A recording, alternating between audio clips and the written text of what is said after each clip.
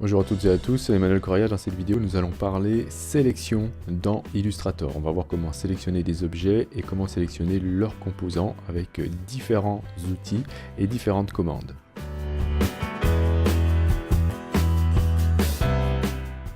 Dans Illustrator, pour réaliser des sélections, vous disposez d'outils dans la barre des outils. Vous disposez aussi de commandes que vous allez trouver dans le menu sélection de la barre principale. Et vous avez aussi le panneau calque qui vous permettra de réaliser des sélections. Voyons voir d'abord les outils dont on dispose. Le premier outil, bien sûr, qui nous vient à l'esprit, c'est l'outil de sélection, qui est la flèche noire. Le raccourci, c'est V. Cet outil va vous permettre de faire des sélections, soit en cliquant sur les objets. Si vous cliquez sur un objet, vous le sélectionnez. Soit en faisant une boîte de sélection. Vous cliquez, vous faites glisser votre curseur, vous allez réaliser un rectangle. Tout ce qui sera contenu à l'intérieur de ce rectangle, ou tout ce qui sera touché par les côtés de ce rectangle sera sélectionné.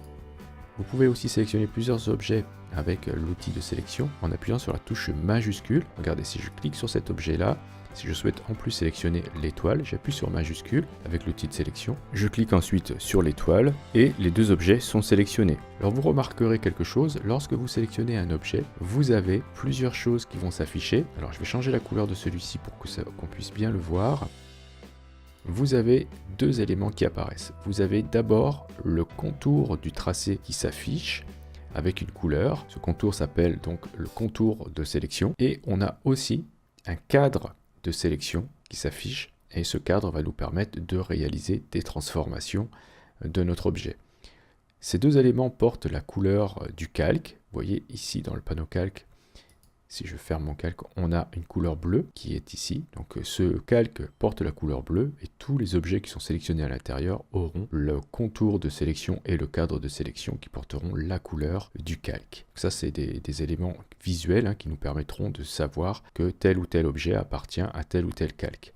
Si vous souhaitez ne pas faire apparaître ces éléments, vous pouvez aller dans le menu affichage et vous allez trouver ici masquer le contour de sélection, CTRL H sur PC ou commande H sur Mac.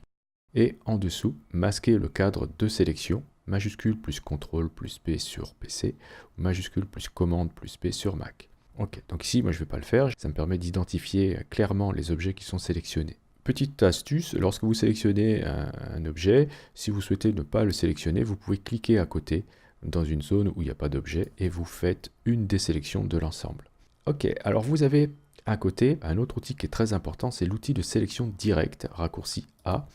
Cet outil va vous permettre, lorsque vous cliquez sur un objet, d'abord vous sélectionnez l'objet en entier, un petit peu comme l'outil de sélection, sauf que vous n'aurez pas le cadre de sélection qui va s'afficher tout autour, car en fait cet outil-là est plus spécifique, il vous permet de rentrer plus en profondeur dans l'objet, de sélectionner les éléments constituant cet objet, c'est-à-dire les points d'ancrage, les segments, donc les tracés, et aussi les tangentes lorsque vous en aurez, par exemple ici, voilà, si je zoome dessus, on voit des tangentes qui apparaissent. Ok, donc je vais pouvoir avec cet outil, par exemple si je souhaite sélectionner un point en particulier, cliquer sur ce point, et ensuite si je refais un clic et glisser, je vais pouvoir déplacer ce point, manipuler les tangentes, etc., etc. Ou bien sûr les segments. Voilà, donc ça c'est plus spécifique, ça vous permet de faire des sélections plus en profondeur dans l'objet. Et bien sûr, si vous faites un clic et glisser, vous allez pouvoir faire une boîte qui va vous permettre d'englober les composants des objets. Ok, par exemple ici, je souhaite sélectionner ces deux points. Voilà, donc je les entoure et ensuite je pourrai les déplacer. Donc vous ferez attention, avec cet outil-là, vous pouvez sélectionner les composants de plusieurs objets à la fois. Si vous faites une grosse boîte englobante comme ceci, tac, je sélectionne là tous les composants qui sont à l'intérieur de cette sélection, même si ces composants n'appartiennent pas à un seul objet. Vous verrez que vous avez en dessous, dans le même groupe, un autre outil qui s'appelle l'outil de sélection directe progressive, qu'on verra tout à l'heure plus en détail. Ensuite, vous avez l'outil baguette magique, qui est à côté, raccourci Y. Cet outil va vous permettre de faire des sélections assez précises des objets en fonction de leurs attributs. Et pour savoir vraiment ce que vous allez sélectionner, je vous conseille de double-cliquer sur l'outil pour afficher les options de celui-ci. Et vous voyez que vous allez pouvoir cocher des attributs que vous souhaitez sélectionner. soit la couleur de fond, soit la couleur de contour, l'épaisseur du contour, l'opacité et le mode de fusion, ou bien tous les objets qui rentrent dans ces critères-là. Et au regard de ces attributs, vous aurez une tolérance qui vous permettra d'aller chercher, par exemple, si je sélectionne uniquement la couleur de fond, je pourrais très bien dire, sélectionne-moi tous les objets qui ont la même couleur de fond avec une tolérance, par exemple ici de 20, c'est-à-dire même les objets qui sont légèrement différents, tu me les sélectionnes aussi. Donc cette tolérance va de 0 à 100, ok, donc c'est en pourcentage des valeurs d'attributs sélectionnés, donc là c'est la couleur par exemple, ok, donc ce qui me permettra par exemple, si je mets ici même une tolérance de 0, je dis sélectionne-moi tous les objets qui sont vraiment exactement la même couleur que par exemple la couleur de fond du rond bleu, donc je vais cliquer avec la baguette magique sur ce rond, ok, et on voit qu'il me sélectionne aussi cet objet-là à côté, on le sait car on a le contour de sélection qui s'affiche. Vous avez un autre outil qui est ici l'outil lasso, raccourci Q. Cet outil va vous permettre d'entourer des objets ou des composants d'objets pour faire des sélections très précises. Regardez, ici j'ai 2 étoiles, je vais me mettre avec le mode aperçu contour, avec CTRL Y sur PC ou commande Y sur Mac pour ne voir que mes tracés. Et si je souhaite sélectionner certains points de ces deux formes, par exemple j'aimerais sélectionner ce point ici plus celui-ci et pourquoi pas celui-là. Si j'utilise la flèche blanche, je vais avoir beaucoup de mal à le faire en une seule fois. Il faudrait que j'ajoute à chaque fois à la sélection en appuyant sur majuscule. Avec le lasso, ce sera très facile. Je vais pouvoir entourer, voilà, hop, ces points-là. Je vais dire voilà, comme ceci, tac. Donc je fais un dessin comme ceci. Et j'aurai sélectionné, bien sûr, que les points contenus dans la forme que j'ai dessinée à main levée. Si j'appuie sur majuscule, je vais avoir un petit plus à côté de mon lasso, ce qui va me permettre d'ajouter encore des éléments dans la sélection. Et si j'appuie sur Alt ou Option sur Mac, et je vais pouvoir faire l'inverse, c'est-à-dire supprimer des éléments après les avoir entourés. Bien, alors cet outil vous permet aussi de sélectionner des objets. Il suffira de les entourer. Voilà, pour sélectionner l'ensemble des composants de ces objets, donc du coup de sélectionner les objets dans leur globalité. Pour sortir du mode aperçu contour, appuyez à nouveau sur CTRL Y sur PC ou commande Y sur Mac. Ok, après on a des commandes intéressantes. Dans le menu sélection, on peut tout sélectionner à l'aide du raccourci CTRL A sur PC ou commande A sur Mac. Dans ce cas, ça sélectionnera aussi les objets qui sont présents dans d'autres plans de travail. En revanche, si vous souhaitez sélectionner que les objets présents dans un plan de travail actif, utilisez le raccourci Alt plus CTRL plus A sur PC ou Alt plus commande plus A sur Mac, ou alors bien sûr depuis le menu ici. Ensuite, pour désélectionner, c'est majuscule CTRL plus A sur PC ou majuscule commande plus A sur Mac. Et vous pourrez inverser la sélection, mais par contre, vous n'avez pas de raccourci. Après, vous avez des commandes intéressantes. Objet précédent, objet suivant. Vous devez d'abord sélectionner un objet. L'objet suivant ou précédent sera lié à l'ordre des objets présents dans le panneau calque. Donc on verra ça tout à l'heure. Ensuite, vous avez ici identique. Ça ressemble un petit peu à ce qu'on a vu avec la baguette magique. Vous allez pouvoir sélectionner les objets qui sont identiques à des attributs qui sont indiqués ici. Soit c'est tout l'aspect, soit c'est le mode de fusion, contour et fond, couleur de fond, etc. Par exemple, si je sélectionne l'étoile verte et que je souhaite sélectionner tous les objets qui ont le même fond, je vais choisir donc dans le menu sélection identique et je vais choisir ici couleur de fond et je sélectionne aussi, vous voyez, l'autre forme qui est à côté là, car elle a la même couleur de fond. Donc si vous voulez avoir des valeurs de tolérance, utilisez plutôt la baguette magique qui vous permettra d'aller chercher des objets qui ont une couleur de fond, mais aussi une petite variante. Alors autre chose dans le menu sélection d'intéressant, c'est mémoriser la sélection. Des fois on passe beaucoup de temps à réaliser des sélections et on n'a pas forcément envie de perdre du temps à refaire des sélections. Donc on peut mémoriser la sélection. Par exemple, si je sélectionne ces deux objets-là, ok, je peux aller dans le menu sélection, mémoriser la sélection et indiquer par exemple objet vert. Ok, donc maintenant si je clique à côté avec la flèche noire, tac, je désélectionne tout.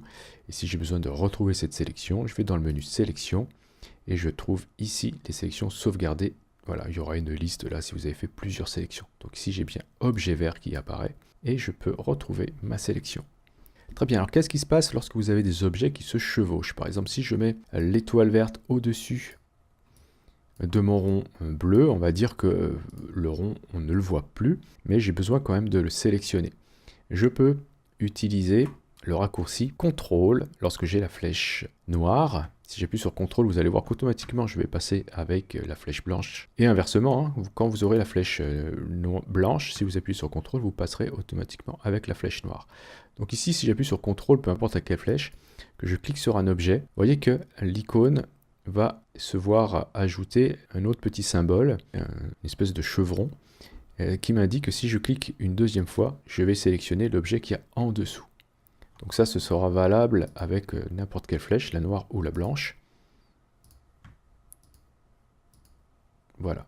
Ok, donc en faisant ça, je vais sélectionner l'objet qui est en dessous. Si j'avais encore un autre objet plus profondément enfoui dessous, je sélectionnerai l'objet après. Bien, alors maintenant, ce qu'on va faire, c'est qu'on va voir le cas des objets groupés. Je vais sélectionner l'étoile et le rond, les deux comme cela, donc je les englobe avec la flèche noire et je fais une sélection des deux. Et je vais les associer en allant dans le menu Objet, Associer. Ok, maintenant les deux objets sont associés, c'est-à-dire que si je clique dessus avec la flèche noire, eh ben, je sélectionne les deux, ce qui me permettra de déplacer ce groupe comme s'il s'agissait d'un seul objet. Donc ça c'est très pratique, hein, bien sûr, il faut faire ça quand on a des objets complexes. Hein. Le seul problème ici, c'est que si j'ai besoin de sélectionner et de déplacer par exemple que le rond bleu, comment je fais? J'ai plusieurs possibilités, soit j'utilise un outil, et l'outil intéressant sera celui dont on a brièvement parlé tout à l'heure, qui se trouve dans le même groupe que l'outil de sélection directe, qui est en dessous, donc c'est l'outil de sélection directe progressive. Grâce à celui-ci, si je clique par exemple uniquement sur le rond, eh ben, je sélectionne que celui-ci. Si je clique que sur l'étoile, eh ben, je vais sélectionner que l'étoile. En revanche, si par exemple je sélectionne le rond et que je reclique sur le rond, je vais aussi sélectionner l'étoile. Voilà, donc ça m'a ajouté à la sélection automatiquement. Donc ça, très pratique. Regardez, je clique sur le rond, je peux le déplacer, voilà.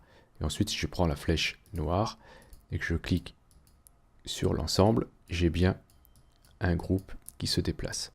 Il y a une autre manière de faire, c'est d'utiliser le mode isolation. Pour cela, vous double-cliquez avec la flèche noire sur un groupe, par exemple. Hop, automatiquement, l'affichage des autres objets va être atténué pour nous indiquer qu'on se concentre maintenant uniquement sur l'objet qu'on a double-cliqué, en l'occurrence ici un groupe, et on voit qu'ici on a une barre grise qui s'est affichée avec écrit ici donc le calque 1, donc le nom de notre calque, et à côté le nom du groupe. Donc ici j'ai pas nommé mon groupe, donc il s'appelle groupe. Ça veut dire que je suis maintenant au niveau de mon groupe. Je vais pouvoir maintenant sélectionner les objets un par un, ok, sans problème, comme s'il s'agissait d'objets qui n'étaient pas groupés, et je pourrais les déplacer, voilà, sans souci, et les sélectionner, etc. Tiens, alors, vous verrez que si je vous double-cliquez à nouveau sur un objet alors que vous êtes déjà en mode isolation, vous allez rentrer encore plus loin dans le mode isolation, puisque là maintenant j'ai isolé un des éléments du groupe, donc on le voit ici, j'ai ellipse, qui se trouve dans le groupe, et ce groupe se trouve dans le calque 1, ok? Donc, ce qui me permettra, si je prends par exemple la flèche blanche, de cliquer sur un point et déplacer celui-ci, voilà, sans risquer de sélectionner les points de l'étoile ou d'un autre objet. Donc, le mode isolation est très pratique, il faut savoir l'utiliser, il faut savoir aussi comment faire pour naviguer à l'intérieur. Si je souhaite revenir au niveau de mon groupe, je vais cliquer ici sur groupe. Ok, je suis maintenant dans le groupe. Et si je souhaite sortir du mode isolation, soit vous appuyez sur échappe, la touche échappe, soit alors vous cliquez dans la zone grise ici, soit alors vous cliquez sur la flèche ici pour sortir du mode isolation plusieurs fois. Tac, voilà. Ok, donc ça c'est vraiment quelque chose qu'il faut savoir faire car le mode isolation, on y rentre très facilement en double-cliquant sur un objet avec la flèche noire. Très fréquent qu'on rentre en mode isolation et on ne sait pas trop comment en sortir au début. Ok, il faudra faire attention aussi, je vous expliquerai pourquoi plus tard, lorsque vous avez sélectionné deux objets, donc je les entoure, j'entoure ces deux objets-là avec la flèche noire. Si je reclique à nouveau sur un objet, on voit qu'il y a une espèce de... je vais le faire plutôt sur cet objet-là, voilà. Vous voyez qu'il y a une espèce d'épaisseur supplémentaire qui s'affiche, comme si le contour de sélection était encore plus épais. Ça nous indique qu'à l'intérieur d'une sélection, on a sélectionné un objet qui pourra servir de référence, par exemple pour des alignements. Donc on verra ça plus tard lorsqu'on s'occupera de voir les alignements dans Illustrator. Bien, alors où est-ce qu'on peut aussi faire des sélections? On peut les réaliser depuis le panneau calque. Donc si le panneau calque n'est pas ouvert, vous allez chercher dans le menu fenêtre, calque, ok, et ici je vais agrandir mon panneau pour un petit peu voir tout ce qui se passe. Donc votre calque sera certainement fermé. Cliquez sur la flèche pour l'ouvrir. On verra plus en détail les calques plus tard. Vous allez retrouver là-dedans l'ensemble des éléments présents dans votre document et surtout présents dans votre calque. Ici donc j'ai deux éléments qui sont tout seuls et un groupe que je peux aussi déplier en cliquant sur la flèche ici pour voir ce qui se passe dedans. Donc regardez ce qui se passe si j'utilise la flèche noire et je clique par exemple sur un tracé, sur ce tracé vert ici. On va voir apparaître dans le panneau calque ici un carré à droite du rond qui est à droite du nom de mon objet sélectionné. Donc ce carré-là m'indique que cet objet est sélectionné. J'ai une autre petite indication aussi, j'ai un tout petit carré qui s'affiche à côté du rond ici, à droite du nom de mon calque cette fois-ci. Ça m'indique qu'à l'intérieur de ce calque, il y a au moins un objet sélectionné et que l'ensemble des objets dans ce calque ne sont pas sélectionnés. Donc si je souhaite faire plusieurs sélections, dans le panneau calque, je vais appuyer sur majuscule. Si je souhaite sélectionner aussi la forme bleue qui est au-dessus, que je trouve là. Donc c'est très important bien sûr de donner des noms à vos calques pour les retrouver. Donc je vais appuyer sur majuscule et je vais cliquer à droite du rond ici. Tac, j'ai deux carrés maintenant qui s'affichent et on voit que dans mon document, j'ai bien mes deux objets qui sont sélectionnés. Je vais vous montrer quelque chose à laquelle il faut faire attention, c'est la différence qu'il y a entre la sélection des calques d'objets et la sélection des objets eux-mêmes. Je vais cliquer à côté ici pour tout désélectionner. Et maintenant, je vais cliquer à droite du nom ici, donc à gauche du rond. Hop, donc vous voyez ici, j'ai le calque de l'objet qui s'est surligné. Ça veut dire que j'ai sélectionné ce calque, mais l'objet en lui-même n'a pas été sélectionné véritablement. C'est uniquement son contenant, on va dire, ou son calque qui est sélectionné. Donc je peux faire pareil en appuyant sur majuscule pour sélectionner le calque du haut. Ok, mais j'ai toujours pas sélectionné les objets. En revanche, si je veux vraiment sélectionner les objets, je vais cliquer à droite du rond, tac, une fois, et j'appuie sur majuscule deux fois pour sélectionner les deux objets. Et là, j'ai à la fois le contenant des objets qui est sélectionné, mais aussi leur contenu. Donc il faudra bien faire attention à ça. Alors pourquoi on a besoin des fois de sélectionner soit les objets, soit les calques? C'est tout simplement lorsque vous devez faire des opérations sur les calques, mais pas forcément sur les objets, vous devrez faire des sélections de calques. Voilà, tout simplement. On a vu tout à l'heure comment sélectionner des objets à l'intérieur d'un groupe avec les outils. On peut le faire très facilement dans le panneau calque, tout simplement en cliquant à droite du rond au niveau du calque de l'objet, en cliquant dans la zone de sélection, donc à droite du rond, au niveau de l'objet que l'on souhaite sélectionner à l'intérieur du groupe. Vous voyez, si je souhaite sélectionner l'étoile, je vais cliquer ici, hop, et j'ai sélectionné que l'étoile, et je n'ai pas sélectionné tout le groupe. On sait que tout le groupe n'est pas sélectionné, car lui aussi porte un tout petit carré au lieu d'un gros carré. Voilà, ça nous indique qu'au moins un élément est sélectionné dans ce groupe. Et si je souhaite sélectionner tout le groupe depuis le panneau calque, il suffira de cliquer ici, à droite du rond, au niveau du nom du groupe. Tac, pour sélectionner, vous voyez, maintenant j'ai tous les carrés qui sont affichés. Ça m'indique que j'ai sélectionné l'ensemble de ce que contient le groupe. Et je peux le faire aussi au niveau du panneau calque. Si je clique ici sur le petit carré, je vais sélectionner tout ce qu'il contient. Donc ça sera très utile, par exemple, si je souhaite tout sélectionner ce qu'il y a dans mon document, je sais que tout est dans le même calque, et bien je vais cliquer ici, à droite du rond, pour sélectionner l'ensemble de ce que contient ce calque. Donc voilà pour cette initiation à la sélection dans Illustrator. On aura l'occasion d'y revenir, bien sûr, lors de nos exercices avec celui-ci. Je vous remercie d'avoir suivi cette vidéo. Si vous avez des questions, n'hésitez pas à le faire dans les commentaires. Et si vous souhaitez soutenir cette chaîne, vous pouvez cliquer sur j'aime et ou sur le lien Utip présent dans la description de la vidéo.